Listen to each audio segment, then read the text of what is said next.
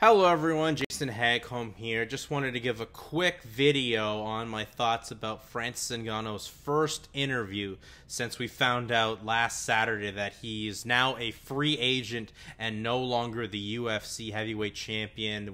This interview that he did was with Ariel Helwani, and it wrapped up just about half an hour to an hour ago on a special edition of the MMA Hour. First and foremost, Francis openly said that he couldn't sign a new contract with the UFC just based on principle, and I really respect that because the guy's really betting on himself and knows his worth and is going to try to take that to the fullest of it. You know, he said that just a week ago today, which is Tuesday, was the last time he spoke with the UFC. He spoke there with Mick Maynard and Hunter Campbell. They were trying to get that deal done. Obviously, things didn't work out. And he also said that he felt that Dana White was secretly in the room just because of how, I guess, the tone of the conversation was, where Francis felt that the UFC and, Mick and Hunter were just talking about, hammer out this deal. But obviously Dana wasn't on camera, but he felt that Dana was hiding around there. Francis says that, he always kept compromising, but he just, reached his breaking point. And I guess the biggest thing about this deal that didn't go through is Francis says that all the UFC would talk about money, will make you this and that. But for him, it really wasn't about the money. It was about other things that he wanted in his contract, like sponsorship and as well, health insurance. And for not just him, but he wanted to have that trickle down to other fighters in the UFC, especially those early prelim guys who can't really afford the health insurance. So he was basically trying to look out for them, but the UFC doesn't do business in that way. So that's one of the reasons why the deal fell apart.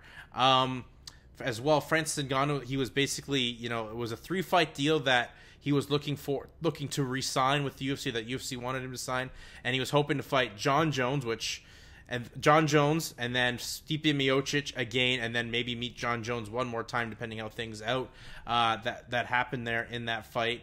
But he just felt like he was offered a regular contract from the UFC. Kind of wanted those things different to really look out for everyone. As well, and just reacting to Dana White's comments and kind of really just getting the vibe about Francis and Dana's relationship. He just felt, when Dana said that, he doesn't want to be here, he's scared, he's up to 300 pounds. He just said, Dana, that's Dana being Dana, and his words can't hurt me. So you could really just tell how at peace Francis was with this decision to move on from the UFC, and he's just very happy with where he is. But he was only looking, now there's a free agent. The only person he was talking to was the UFC, as he had respect with them. And says now that the deal didn't get done, the only person that really reached out to him was Mick Maynard, wished him the best in his future endeavors, was sorry they couldn't get a deal done, but no comments obviously from Hunter Campbell and or Dana White. He says he never said it wasn't true that the UFC offered him to fight on December 10th, and now Francis Ngannou's kind of really turning his eyes towards the realm of boxing. He says he wants to get back in there potentially by July, and it's going to be a boxing fight that he wants more than anything.